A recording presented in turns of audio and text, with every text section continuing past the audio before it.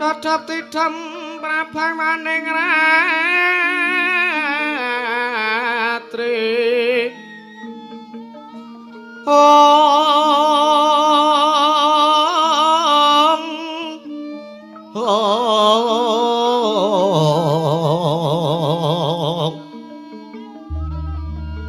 Sasatara wis manjara kawuryan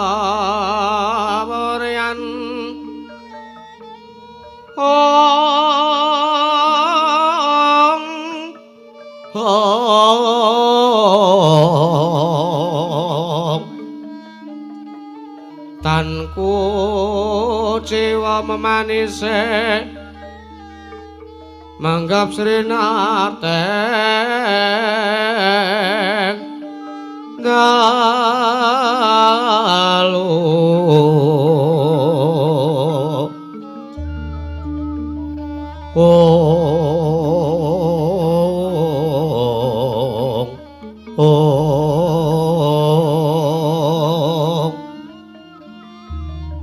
Siniwaka sangya pradase aklerning Cakrawala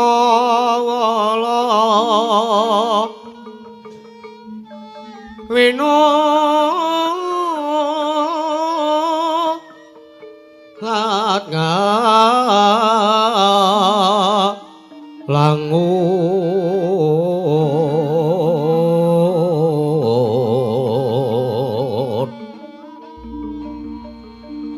prantene paksa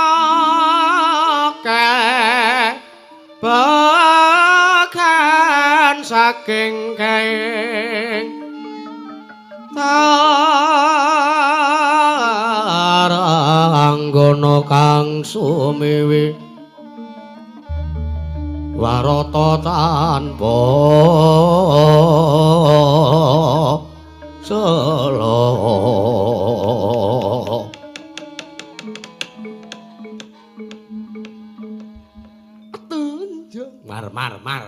mar mir apa Petro meneng iya iki sinden-sinden wis do nyicil ayem monggo sinuwun maring dawuh iya Petro nggih Petro kepiye kabul kawusanane anggoning sunutusan lawan jeneng sira kemar matur sinuwun Puntadewa lepat atur yagung mangang sami Sawisal katanipun ingkang putra. Kok ingkang putra. Ingkang abdipun Petruk Kandhong Bolong. Nyuwun sesamudra pangaksami sinuwun. Iya Petruk ora dadi ngopo nggih. Rikala semanten kula sampun suwantarjanipun sinuwun Prabu Semaradewa.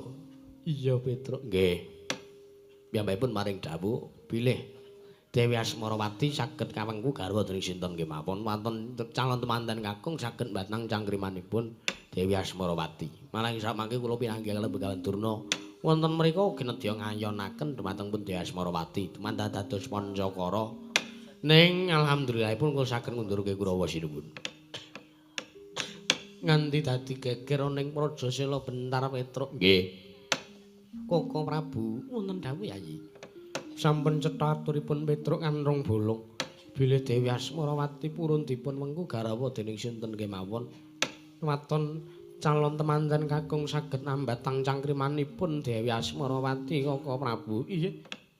Tuwuh sak mangke sinten to ingkang katuding supados dhaup kaliyan pun Dewi Asmarawati. Iya Yayi. Nuwun sewu lepat atur jagung pangaksami. Kemareng kula nedya urun pirembagan manteng ngarsa paduka Yayi Prabu Puntadewa. Inggih. Jalaran nalikanipun kala wau sonten para Pandhawa ngantonaken masewaken wonten Praja Negari Ngamarta. Sedaya sampun kadangu dening paduka Yayi Prabu Puntadewa teka mboten wonten ingkang purun sartanipun mboten wonten ingkang sagah dhaup kaliyan pun Dewi Asmarawati. Monggo kula nuwun sewu. Dewi Asmarawati menika ngemu sawijining kanugrahan inggih wahyu kamulyan. Menawi sak mangke para Pandhawa kelakon dhaup kaliyan para Dewi Asmarawati tartemtu negari Ngamarta ing Taman Pagebluk saged uwal saking bebaya menika. Inggih Koko Prabu. Lajeng sinten ingkang nedya sing ngandika tuding supados dhaup kaliyan pun Dewi Asmarawati. Yayi wonten dawuh ingkang kula petang sartanipun kula sampun nyawang peranganipun para Pandhawa. Ingkang dereng mengku sawijining wanita ingkang dereng nambut sinaning akrami menika namung kadang kula ing bumi Retawu. Inggih menika pun Yayi Sadewa. Kula saking manika kula kandhang dumateng pun kadang kula nggih ing bumi Retawu nggih Sedewa inggih tangsen Yayi Prabu. Inggih Koko Prabu Sedewa wonten dawuh Marata Dyagedhe Majuwa pun Kakang bakal ndangu kelawan jeneng sira. Nggih Koko Prabu ngesnaken dawuh Koko Prabu. Sorote pandam sumula madangi jroning pasarean nani watana ramu kalingan ngangrangan sang dia manangkung sumunggam golek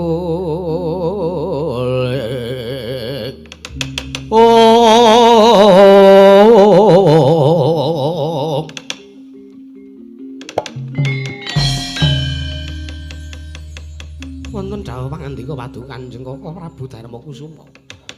Di wonten dawuh miturut pamanggih Koko Prabu Kresna ingkang durung amengku garwa sawijining wanita ya mung sira kadanging pun Kakang.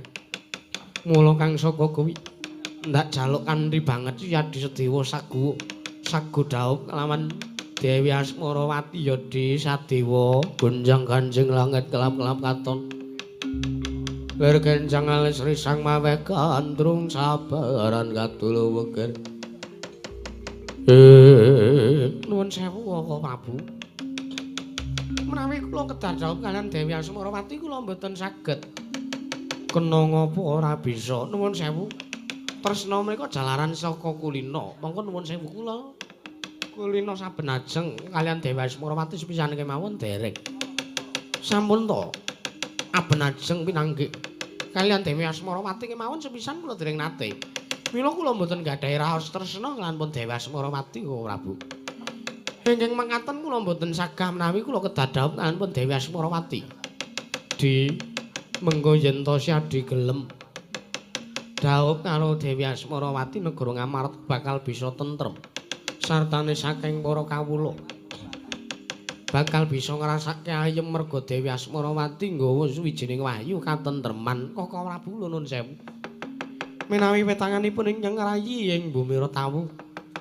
Tentrem menika mboten kok mawujud kanugrahan utawi mawujud wahyu menika babar pisan mboten. Nanging tentrem menika tukul saking penggalipun piyambak-piyambak. Antawisipun manen kakung lan putri, kamangka kula nuwun sewu. Kula kaliyan Dewi Asmarawati menika mboten gadhahi raos tresna ateges wahyu katentreman utawi raos tentrem menika badhe dipun raosaken menawi wonten rasa tresnan-tresnanan. Antawisipun calon temanten kakung lan putri, mila saking menika kula nuwun sewu. Menawi kula kedadhawuh kaliyan pun Dewi Asmarawati kula mboten sagah Kakang Prabu, kula mboten sagah. Di gelemo tak jaluk kanthi banget ya Di. Wong rabi mono mung kari nglakoni sadewa wonten dawuh Kakang Prabu. Ndak jaluk ya Di, pun Kakang njaluk kanthi banget kelawan Siadi. Gelemo dawuh karo Dewi Asmarawati. Taunana windanana karanten kula mboten gadhahi raos tresna kaliyan pun Dewi Asmarawati, kula mboten saged Kakang Prabu. Sadewa gelemo ya Di tak jaluk kanthi banget gelemo. Gelemo dawuh karo Asmarawati, Ndara Sadewa tulung to Ndara. Kula aturi mandhel kemawon. Kula aturi kersa kemawon anggenipun dawuh kaliyan Dewi Asmarawati. Jalaran kula nuwun sewu. Wong rabi niku mung kari muni kula tambi saya trimani kanya. Ngoten kemawon. Dibayar kontan ngoten kemawon gampang. Dibayar gedang. Ning aja nganti kleru kontan nggih kontan ku ndak kaya nggon film Bayu Sekak. Dibayar gedang, dibayar utang. Utawi dibayar tunai pun ngoten mawon. Engko barabi sampean arep nyekel apa-apa penak. Oleh bebas Ndara, pun halal. Ora iso Petruk, nek aku ora tresna ya ora tresna, wis aja meksa. Napa kula mawon napa sing rabi? Ya sak karepmu. Nggih jane. Iya. Iya. Pol kimpul sip. Oke.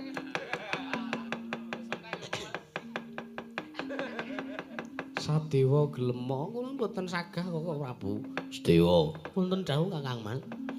Kowe kon rabi kok wegah. Wah. Rekasane wong rabi ki apa? Kowe rabi yo. Ya nek Ndara Sedewa niku ora bakal iso ngrasake rekoso. Ning nek kula kejaba kaya kula lho. Sing rabi karo Dewi Asmarawati, kula malah kabutan. Abot piye Petruk? Nuwun sewu. Lah engko nek wong ki manten anyar ki pisanan hari pertama rabi. Ki ya kepenak-kepenak wae kaya ora ana apa-apa. Dunia serasa milik berdua.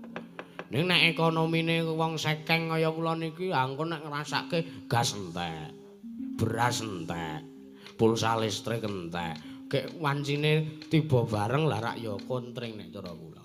Yo, nek Ndara Sedewa kula kinten mboten bakal kebutan. Mergo nuwun sewu sing nyengkuyung sampean dawuh niku aming para Pandhawa. Ning kawula sak negara Kamarta mengki nyengkuyung to. Sedewa. Wonten dawuh Kakang Mas. Kowe ora gelem rabi luwe minggat saka negara Kamarta. Ora ana gunane kuwi dadi piranganing Pandhawa. Kasembatan Kakang Mas. Kakang Prabu kula nyuwun pamit Kakang Prabu. Waduh kae piye kae?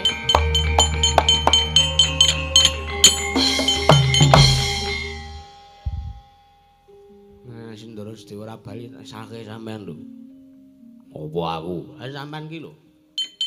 Kulino nundung, angger sapa-sapa sing ora gelem dikongkon, ora manut, minggat. Antasena kaya Antasena ora gelem nukokke rokok, minggat. Sampeyan ki wong tuwa ya wong tuwa ki ning nuwun sewu ya nggunakake akal. Akale dienggo. Molo ndasmu kuwi. Karo bendoro sageleme dhewe. Ya ora trima, ya wis ora sacakepan. Nggih. Ning nuwun sewu, kula mun ngelekke nek nganti Pandhawa gotang, Pandhawa ora ndedaya. Wah. Senengane karo. Ngapa? Ora. Oh ya mbot wis. Wong njur senengane kaya ngono Petruk ora. Werkudara. Piye? Kowe iki senengane kok malah gawekke Goleke gawean wong tuwa lho kanggo ning ngasih Sedewa ora bali ning negara Ngamarta cilaka lho, Dik.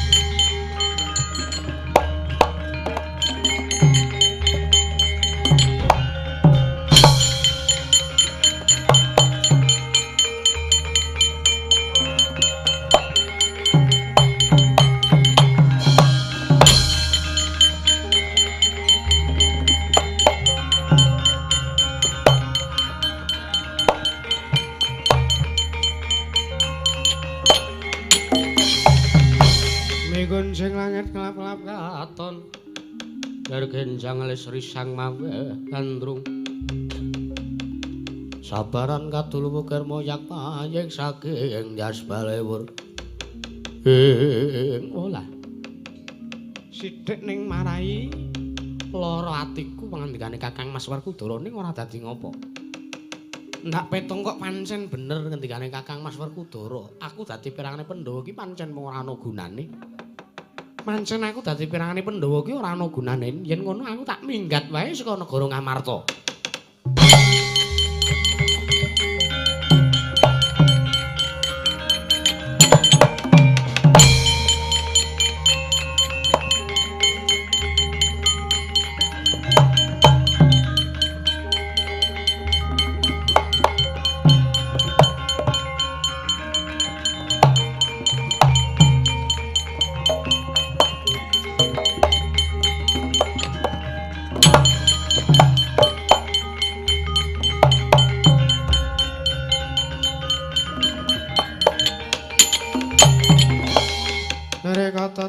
Kaca tinon mapakaken narga kirata kapira Kresna Parta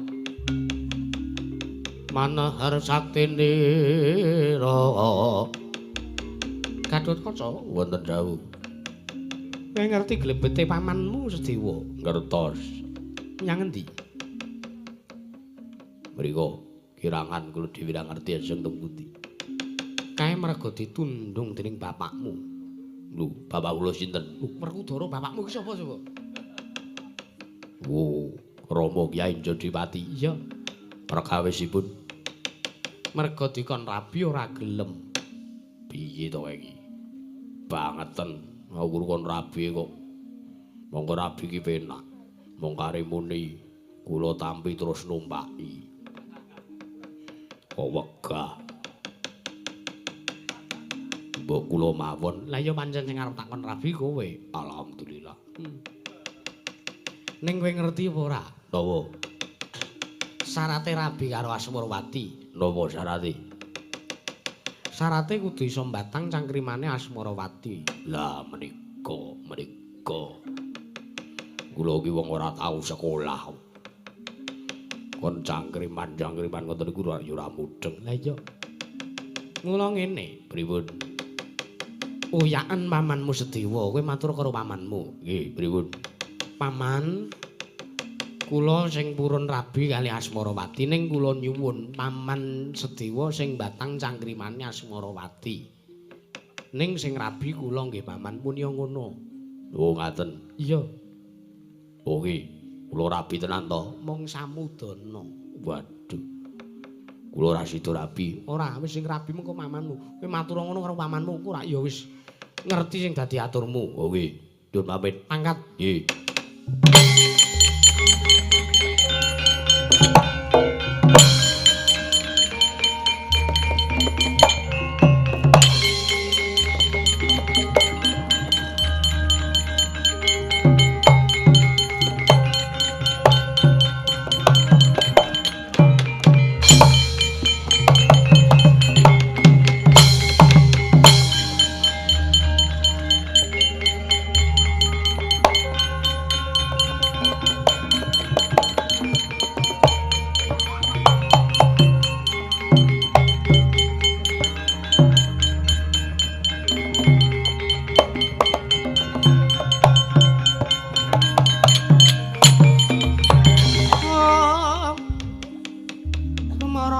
swamya ngambrang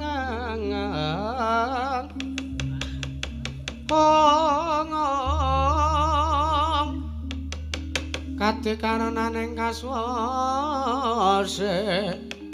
yen ning maraka malatku tumiring sang kandha wasrat maja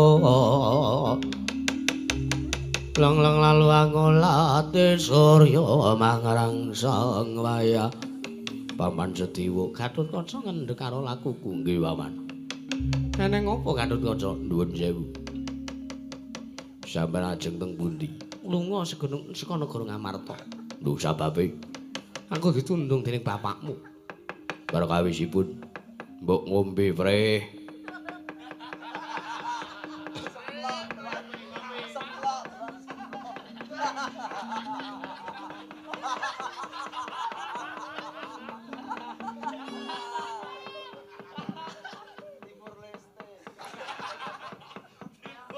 Negro.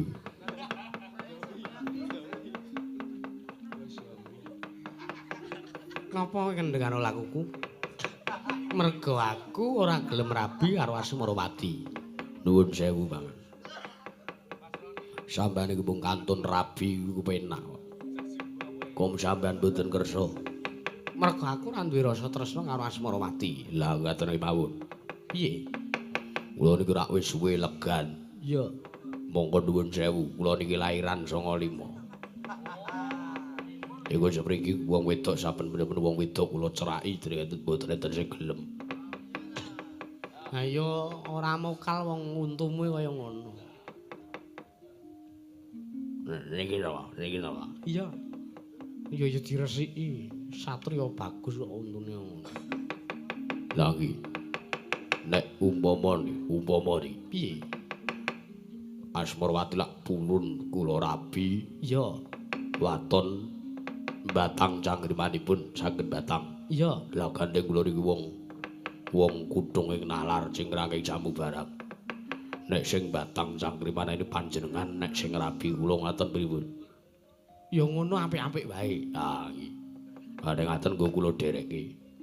Nyang endi? Negari Selo Bentar. Kowe ngerti? Monggo, mangke kula tuduke. Ya wis nek pancen kaya ngono. Aku sago ning eling. Mung batang sing dadi cangkrimane Asmarawati. Nggih. Ning sing rabi kowe lho Gatotkaca. Nggih kula. Mangke kula sing ngrabeni Asmarawati ning sampean sing batangke cangkrimane kangge kula. Ya wis ayo budal. Monggo.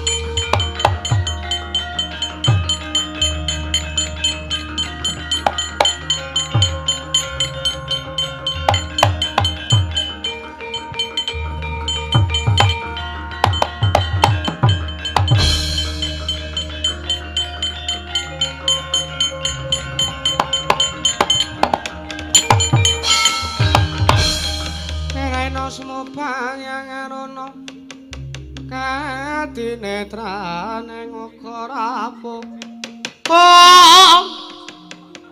sabdane kokila rengane kara sageter ene tungane kang ler wowo sing bene panca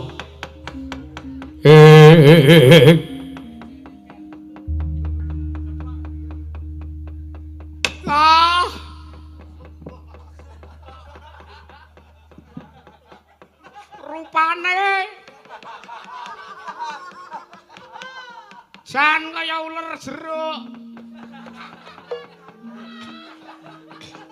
Kowe iki ngamang apa ora? Nika lho Mbah Abdi Mban nika lho Mbah.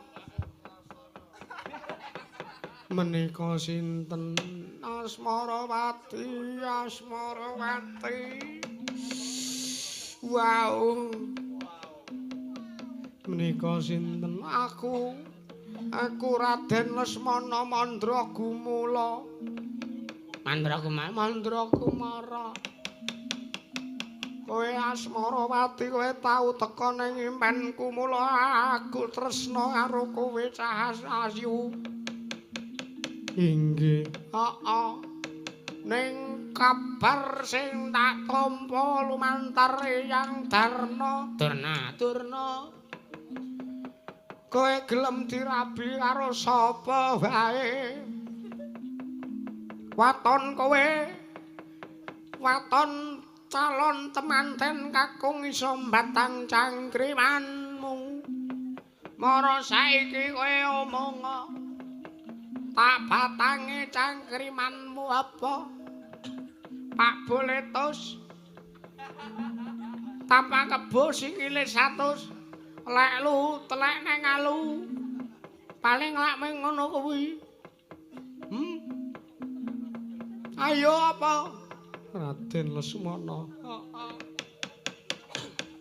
Kula menika namung kepengin mangertosi menapa werdinipun inggih menika ingkang sepisan sandangan raga kalian sandangan jiwa kecil gampang kuwi pitakonane cah TK. Inggih. Sepisan sandangan raga kuwi jaket kelambi kathok sempak lan sapiturute. Oh, iki sak ngawur ora kaya ngono kok dadak diomongke. Lah nggih niku sandangan raga, heeh ning ora usah diomongke. Kathok topi kuwi sandangan raga. Bener apa ora? Mboten Raden, menika lepat. Duh piye iki? Pripun iki, Mbah? Oh, diawur wae. Aku dhisik ngawur malah entuk 100. Mosok niki kula ajeng rabi. Oh, aku dhisik rabi mergo tumindak ngawur kok. Karo jaran kuwi ta, le ngawur kuwi. Malah diomong-omongke dhewe. Lah iya. Sandangan jiwa ya kuwi apa? Ya kira-kira cekat-ceket sapa sing cekat koncone ceket. Sandangan jiwa ya kuwi lair batin sing apik tumindak sedekah. Bener apa ora? Luput Raden. Aduh piye iki yang bali wae. Sesuk tak kayuke wong wedok luwih ayu, luwih gedhe saka kowe. Oh, bali wae Lesmana. Ayo tak jak ngesut neh. Ya wis, Mbah, ayo dolanan aplikasi ijo wae. Tresna wurung ra perlu edan yo.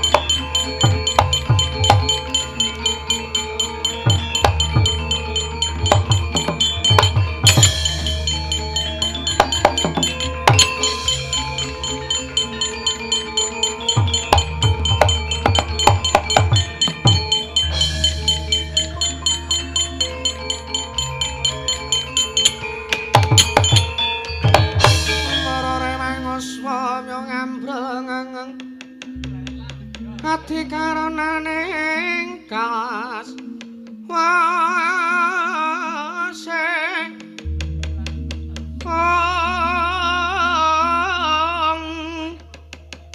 yen ing marga amalatku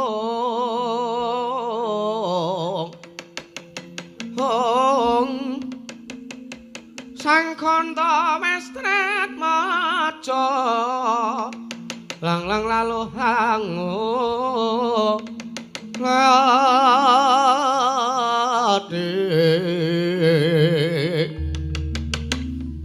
Surya mangrangsang waya umyong sura waryanto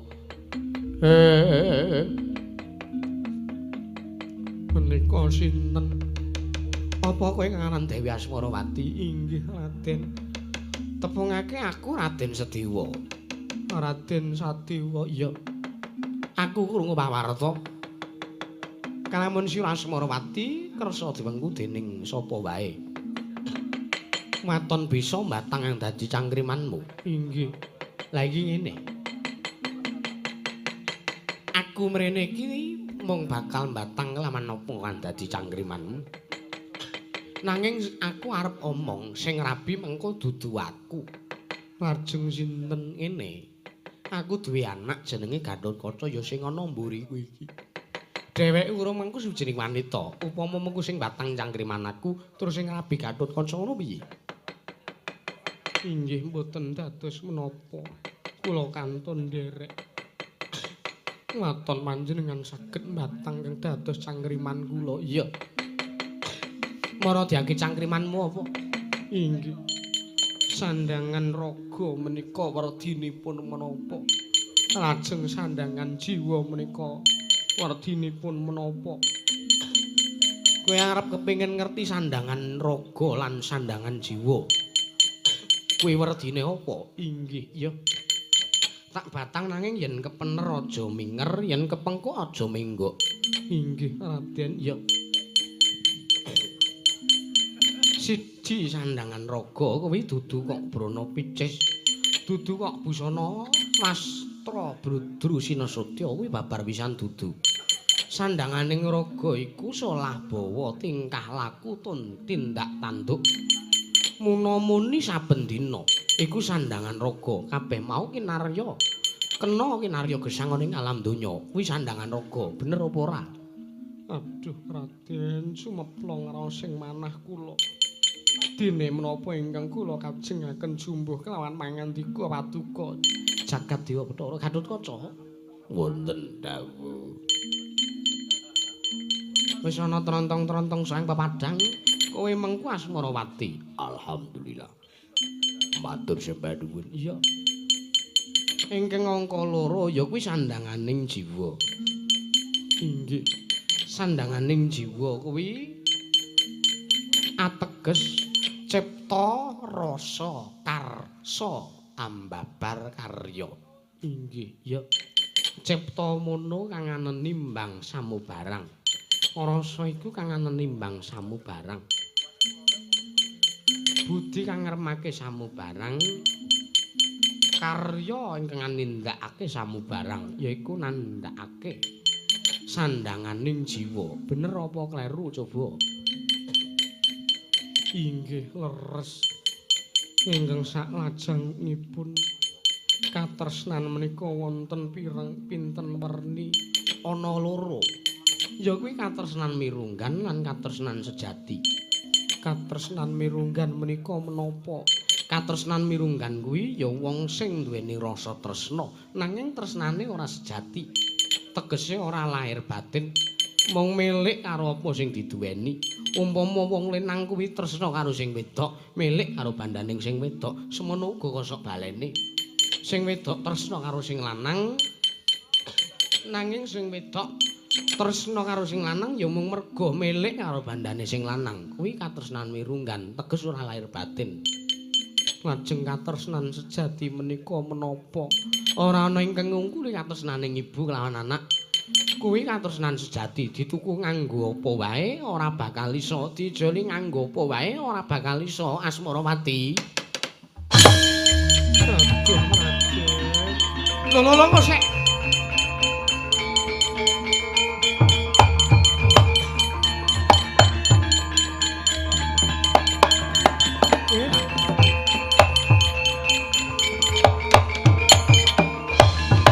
Ngosik lah bareng tak batang cangkrimane. Kok kowe nyedak karo aku? Wangone kowe arep ngrangkul lungayaku. Ngarep aku rak wis kandha to. Sing batang cangkrimane aku ning sing rabi Gatotkaca. Mboten Raden. Kula mboten saged badhe nglampahi menawi kedah rabi kaliyan Raden Gatotkaca. Tuwin nglanggati dhateng Raden Gatotkaca jernyatanipun ingkang saged mbatang panjenengan. Rabine ya karo sing batang cangkriman kula. Wela, ngosek aku rak wis kandha to. Sing batang aku ning sing rapi dudu aku, Gatotkaca. Gatotkaca lho, Gatotkaca malah minggati karepmu kepiye wae iki Gatotkaca?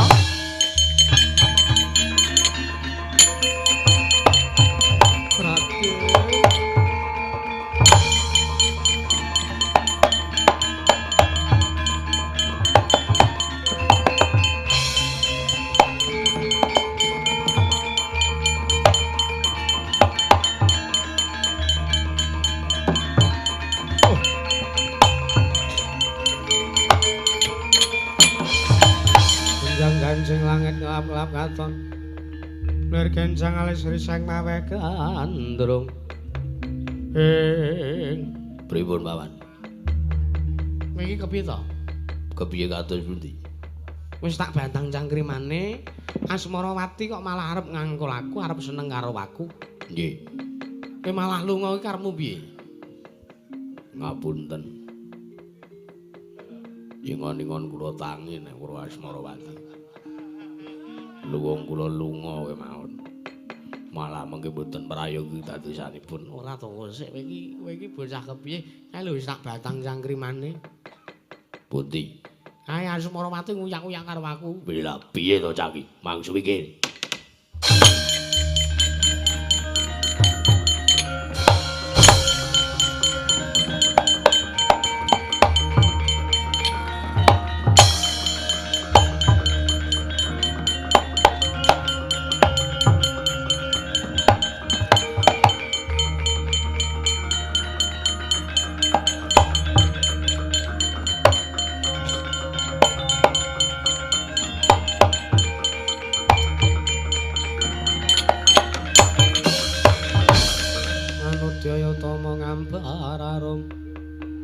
Ngambararum sang kusuma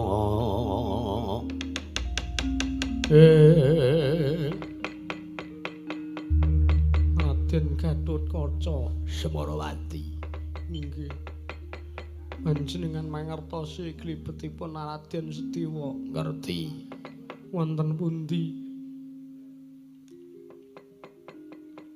Melayu rono panjenengan boten nguyak. Ora, ben kowe nguyak dhewe. Kowe tresna tenan karo Paman Setiwa. Inggih, kula tresna. Lahir batin. Lahir batos.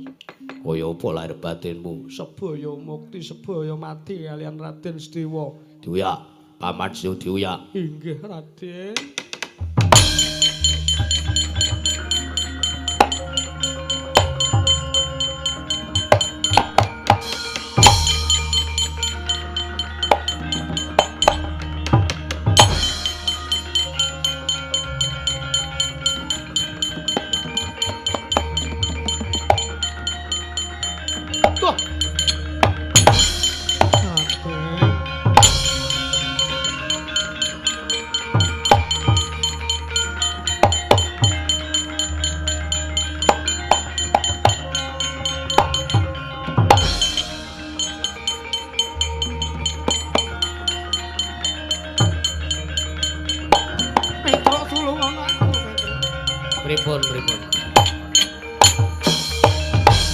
Pripun Ndara kok mlayu-mlayu?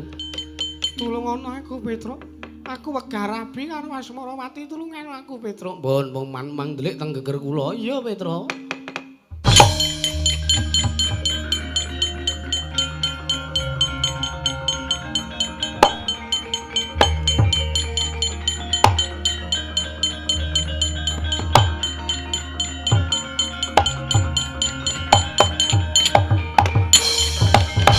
Petruk yen malegak leguk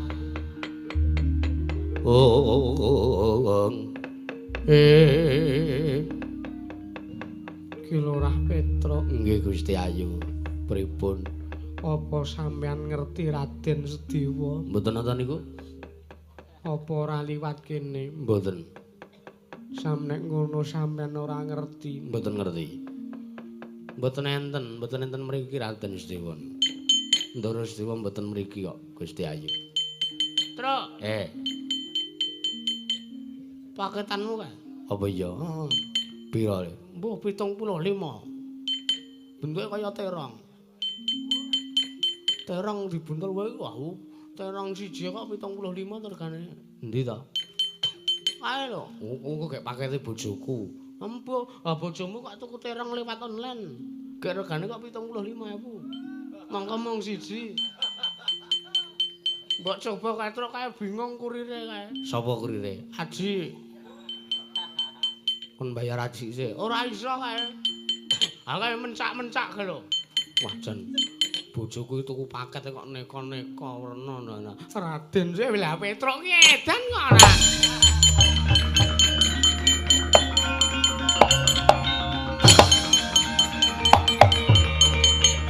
Oh oh.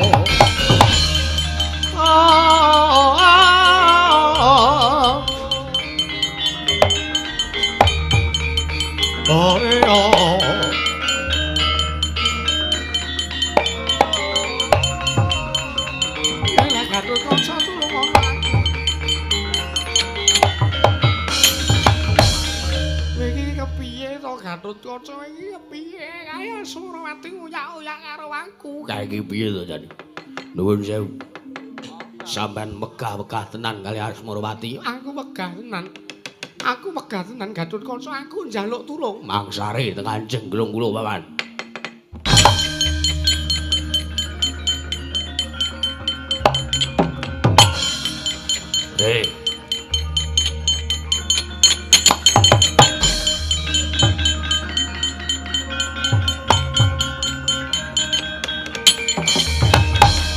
Kanjeng langit kelap-kelap katon ler kenjang alis risang mawe gandrung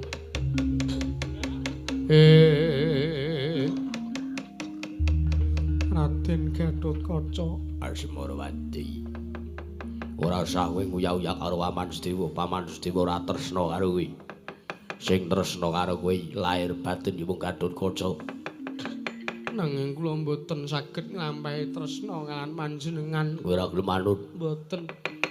Aku tegel karo kowe tak ruda paripeksa. Sumangga anggenipun badhe negli dhumateng kula. Ya pateni.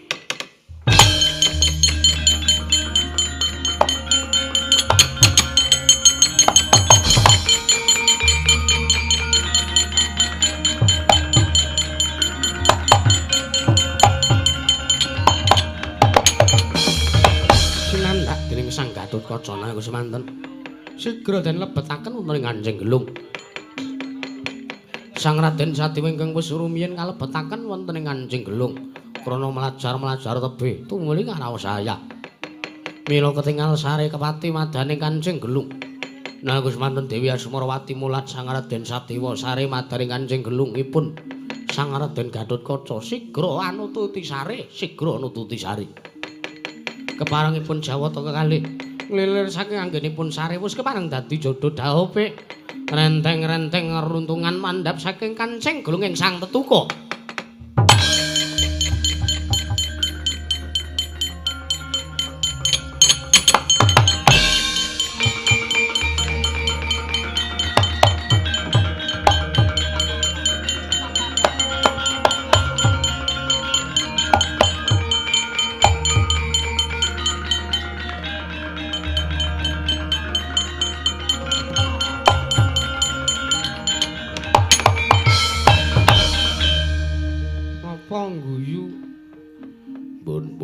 Sik to Man. Tangi turu langsung mlaku. Aku ora turu kok Gatotkaca. Lah ngopo? Lah napa teng Kanjeng Gelung? Ngopo? Ngopo lu? Meri. ngeri kowe. Mboten. Kula gumun. Gumun piye? Mau kiyak-kiyak Duya Asmarawati saiki kok nganti kaya ngono piye. Ayo ora apa-apa karang mbok puno wis dadi jodhone siji Pesti, loro Jodho, telu Tibanding Wahyu. Nggih, Paman. Iya. Ngaturke panuwun ya Gatotkaca. Nggih, dawa sami-sami. Sik.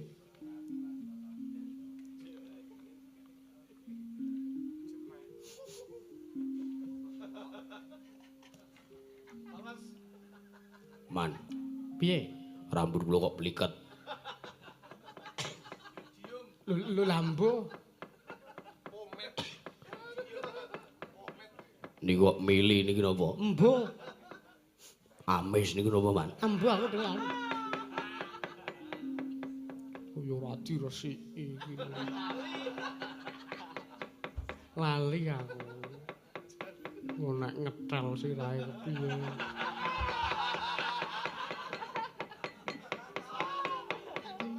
Nganti kaya ngono kae lho. Kaya ora. Wis.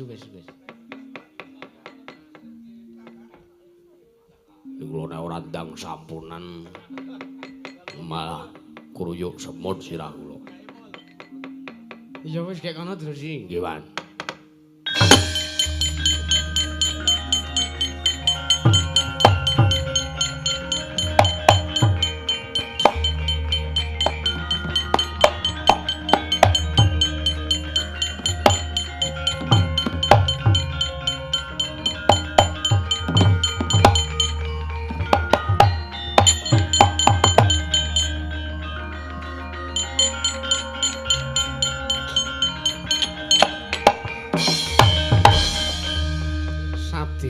Asmarawati. Nggih Kakang Prabu. Iya.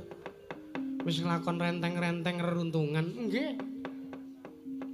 Mun rabi kok angel. Mbasan ngerti rasane tuman. Mangapunten Kakang Mas, kula menika ajrih. Gedhe apa? Rama Kyai, piye Gatot?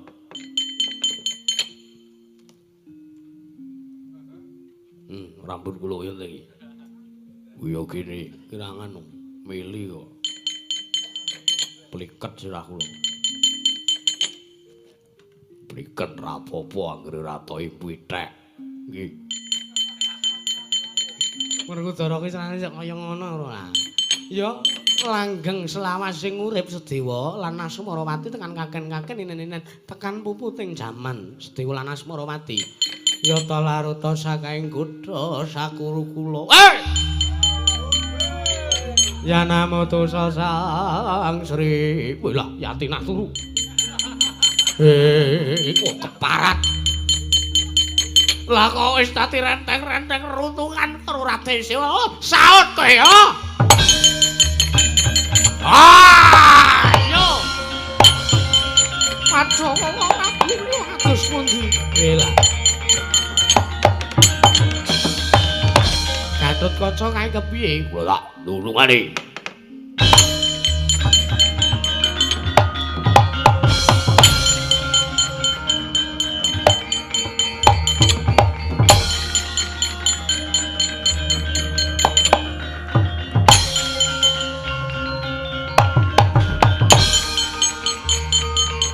Oi oh.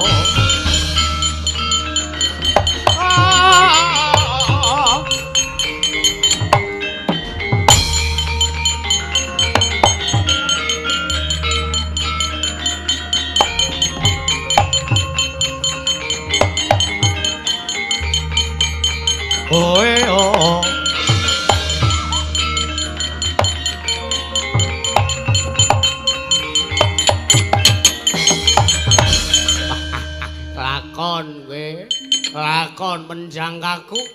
Lakon penjangkaku aku lakon rabi karo kowe. Ya sapa iki?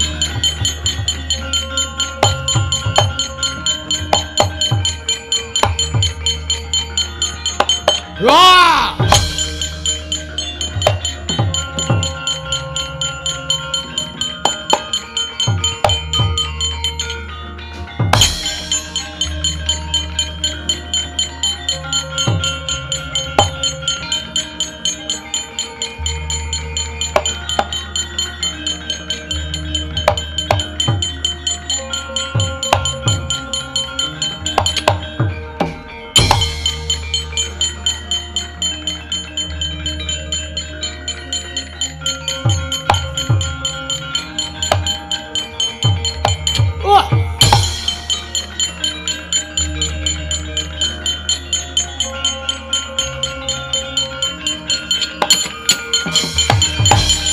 apa satriya mabur Gatotkaca ayu. Kowe iso mboyong Dewi Asmarawati waton sing langkah iku andaku. Ayo Madura kowe lakon mati dening Prabu Gendra Suropati. Kowe sik kothol ndasmu. Wah! Wah! Oh! Oh! Yo ayah. Sancake yo. Wah! Wah! Oh. Yo alah. Oh. Oh. Yo. Wah.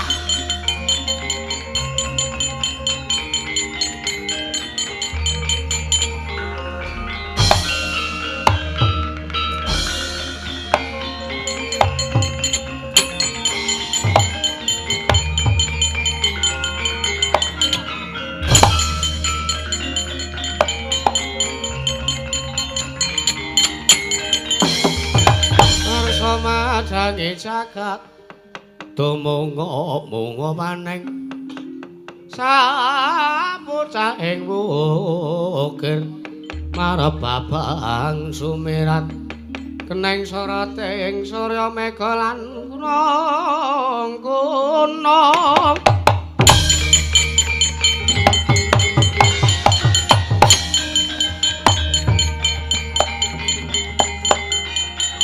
Wah!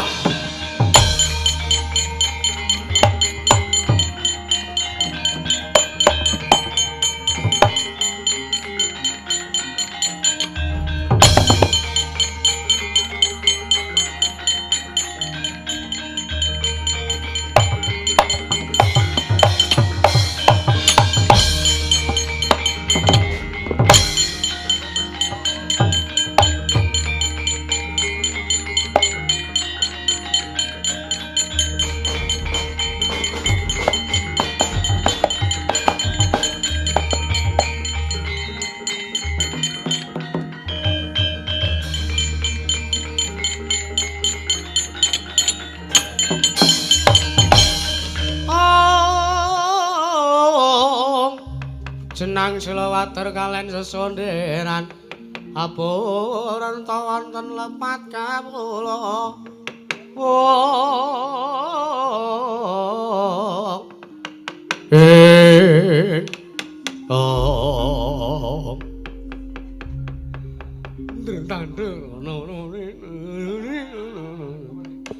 Raitan boten ndara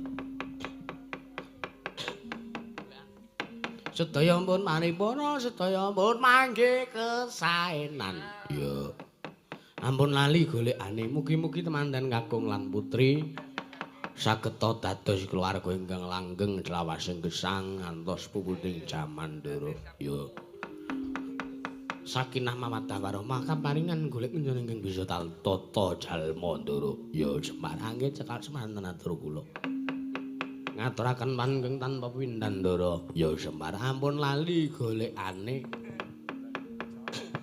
Sataruna ya anggo goleki sing ala lan sing becik ampun supe mengke awan Jumatan ya pas Jumatan niku sing elek tinggalen sing apik gawanen sendale matur nuwun ndara sedaya lepat nyun mangapunten. Mugi-mugi sak menger kula sak rombongan warga ing tlatah mriki tansah pinaringan sehat bagas waras mulya donya mulya akhirat ndara ya Semar nggih salam budaya. Matur nuwun golekane Asmarandana anu Sataruna wae ya sing genah sing ndi Sataruna ya. Ayo